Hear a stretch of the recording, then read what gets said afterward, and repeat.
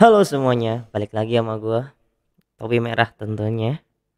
Dan kali ini gue bakal bercerita tentang ransomware. Apa sih itu ransomware? Eh, ini sebenarnya tipe malware juga ya, tipe malware ransomware.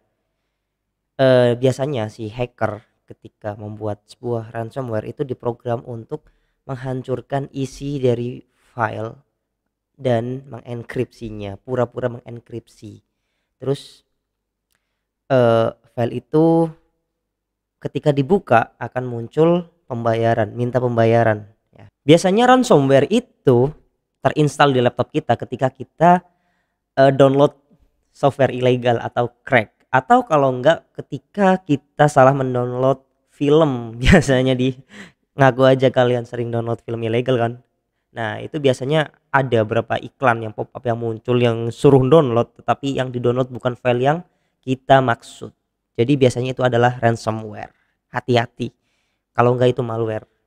Di video ini gue bakal demonstrasiin. Sebenarnya gue nggak demonstrasiin sih, soalnya itu prosesnya agak lama ya. Karena kalau demonstrasiin langsung itu butuh waktu yang sangat lama. Gue aja kemarin sampai makan waktu hampir 3 jam. Makanya gue bakal bercerita tentang apa aja step-step yang dilakukan seorang reverse engineer ya namanya.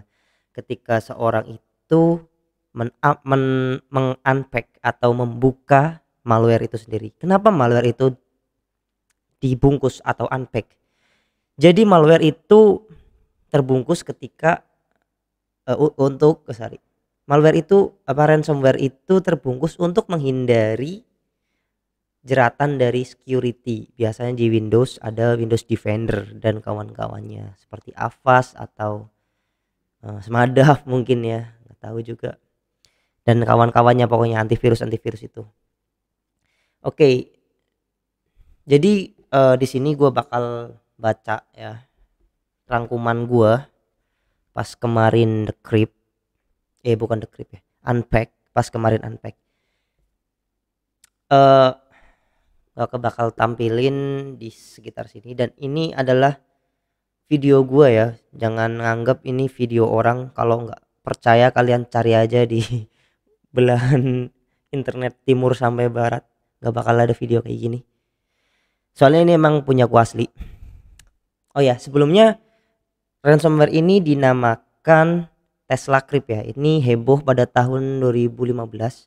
Tapi ya emang nggak terlalu sulit untuk mengunpack ini karena entropi yang dikeluarkan itu gede banget. Yang ntar ku jelasin apa itu entropi ya. Jadi intinya kalau entropi itu semakin rendah itu semakin susah malware itu atau ransomware. Sebelum gue lanjut, gue bakal ceritain, gue bakal nunjukin kalian link bagaimana program di dalam komputer itu tereksekusi.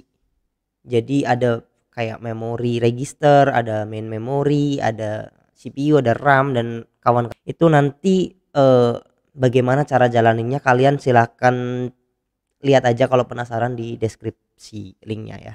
Oke, jadi yang pertama itu adalah analisa dulu. Di sini gue dapat informasi yang penting banget dari software reverse engineer namanya TRID sama DIA. Di dalam TRID gue dapat informasi yang penting, yaitu file ini itu ada tipe DLL dan executable, di mana DLL ini nanti dia akan menjadi linker atau mengalihkan, redirect lah ya mungkin. Ketika kita ngeklik file itu nanti bakal ke link ke dalam sesuatu atau aplikasi yang kita harapin. Pada kasus Tesla Crypt ransomware ini itu kita ngelink ke 3 file langsung, yaitu txt, ke Edge, Microsoft Edge browser itu untuk list detail pembayarannya, satu lagi adalah gambarnya. Ya udah, kita langsung aja, nanti ketemu semua itu di mana tereksekusinya. Jadi coding itu tersembunyi banget, makanya kita harus mendapatkannya. Terus kita cek filenya dengan DIA atau detect it easy. Itu nanti bakal ke cek entropinya berapa, terus status nya packet atau enggak, itu terdeteksi semua di situ. Jadi entropi itu apa? Entropi itu yang gue tahu ya, itu persebaran bits di dalam apa namanya, sebuah file gitu. Jadi entropi itu secara apa ya, cara bahasa itu adalah pengukuran keseragaman bits, distribusi bits di dalam suatu file ya. Jadi ketika ada keanehan atau distribusinya nggak lancar, nggak natural, itu entropinya bakal tinggi, dan kalian bisa cek di gambar ini gimana entropi itu dihitung ya. Entropi berapa sih maksimal minimum maksimum minimumnya? Maksimum entropi itu adalah 8.0. Ketika satu file itu entropinya semakin tinggi, itu semakin berbahaya filenya. Misalkan entropinya ya, anggap aja ketika biasanya malware itu rata-rata entropi di atas 7. Kalau ada file di atas 7 entropinya, itu hampir dipastikan itu file berbahaya. Makanya Detect It Easy ini perlu kalian download sih buat analisa satu file gitu, biar kalian juga bisa hati-hati ya apakah itu ransomware atau bukan. Ketika kita udah yakin ini entropinya gede, terus kita yakin ini adalah sesuatu yang dibungkus atau packet file, packet executable and linker tadi, maka abis itu kita deteksi packetnya dengan yang namanya PES Studio. PES Studio ini salah satu software reverse engineer juga. Itu dia bisa mendeteksi banyak ya, terutama yang paling penting di sini adalah library-nya. Library-nya di sini di Tesla Crypt ini ada 4 library yang dipakai, dan yang anehnya itu importnya cuma 6. Ya, di sini importnya 6. Kalau library-nya kalian bisa baca biasa ya, library kayak kernel 32, terus user 32 dan lain-lain lah itu. Pokoknya Windows internal ya, tipe-tipe Windows internal ketika eksekusi. Mungkin kalian agak bingung, tapi itu enggak terlalu susah kok tempat library itu. Terus yang importnya itu cuma 6. Ini yang aneh. Ini terlalu dikit. Biasanya file-file atau executable yang normal itu ada sekitar 60 lebih import function yang dia pakai. Makanya udah jelas banget lah ya, ini file berbahaya. Lalu ada lagi nih di sini di section. Jadi ada beberapa section yang berbahaya di sini. Ada section para.crt dan erlog, di mana entropinya itu tinggi banget di situ. Yang terutama di CRT sama erlog itu hampir 7,5. Makanya udah dipastikan. Ketika itu semua udah yakin kalau ini tuh sesuatu yang berbahaya, kita jalanin debuggernya menggunakan XDBG. Pertama kita ngeset dulu breakpointnya di virtual alloc, itu di kernel 32 biasanya ya. Terus kita step over gitu, terus sampai kita nemu satu keanehan di dalam memorinya, allocated memorinya. Ketika kita cek di situ ada call allocated memorinya, atau alokasinya masuk ke dalam yang kita breakpointnya. Dan ya, terus kita ngedump, cocokin. Biasanya itu ada tulisan cannot open in DOS gitu. Biasanya itu menandakan bahwa tereksekusi bukan di dalam TOS-nya. Nah, itu langsung berarti itu udah jelas tereksekusi. Lalu registernya itu tersimpan di EX ya, biasanya IEX register. Ya bodo amat kalian. Coba cek aja. Dan kalau kita lihat di